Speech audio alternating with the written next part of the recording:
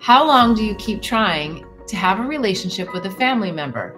It's difficult not to feel like nothing is shifting when they are not changing. Oh, isn't that so hard? Yeah, but it's not about them. That is always the key, is that your relationship with someone else has very little to do about them as it does about you. And yes, I know they are the ones causing and inflicting the heartache, the heartbreak, and the pain, but you asked them to do it. And that's such a, I know. Hey, listen, I think I've mentioned this already, but if you haven't already, read my book, Angels, Herpes, and Psychedelics, there are so many stories in here where I would say, I would not, I would have not put that in my plan. But I know that I did. And I did because I needed the lesson. And yeah, sometimes those people aren't going to change. You know why? Because there's something called free will here. And you guys both came in with a soul contract with each other, and you have free will everywhere along the way. And you may have set in this lifetime to shift that wound or that issue between you, but it's going to be in divine timing, which means the only person you can heal is you. The only thing you can change is you. And so I wouldn't worry so much about whether they're shifting or not. I would say, are you shifting? Are you able to think about that person or that situation without the emotional charge? How is your heart? Are you in wholeness with your heart?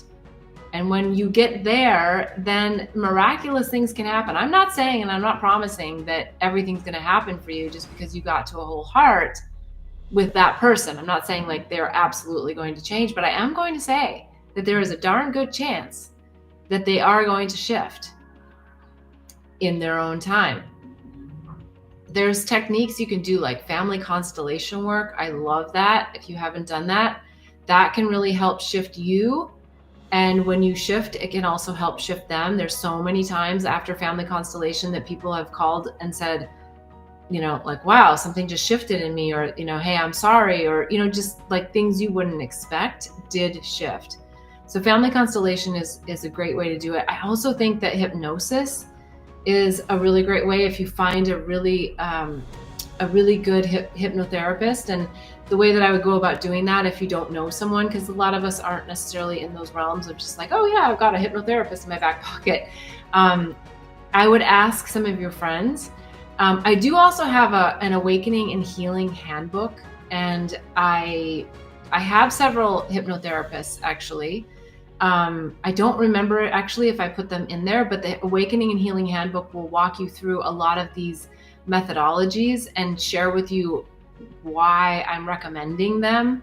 And in some cases, I give some experiences, personal experiences as well. And then I do have a resource guide of practitioners in the back, and it grows and changes every day. So please, if you're interested, go to bethbell.me. Pick up the Awakening and Healing Handbook, and you'll get lots of resources as to how to dig into some of these things. Now, again, back specifically to these family members, they're also great lessons because they're family, and family is without a doubt people that are in our soul circle that we came in with a soul contract. Even if they're not our chosen family, meaning they're brothers and sisters-in-laws, right? So they're still, because your brother or sister has a contract with you, and so their contracts with others are still going to be part of this whole family soul contract. And so don't shy away from these difficult situations. Don't give up on them.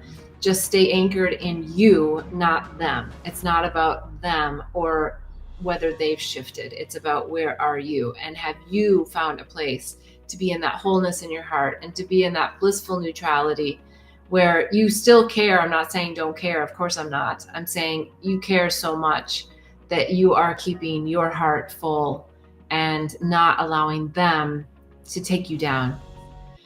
Okay, thank you so much. I so appreciate every week all the questions you guys submit. I love answering them. Please go to bethbell.me. There is so many things happening. I'm launching some new pages.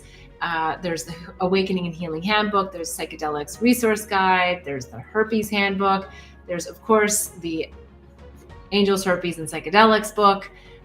There's the audiobook. So much happening over there. There's also soon, it might already be there, the State of the Heart assessment. Ooh, you can find out where your heart is and get some tips, tools, techniques, how to overcome or to get back to a whole heart.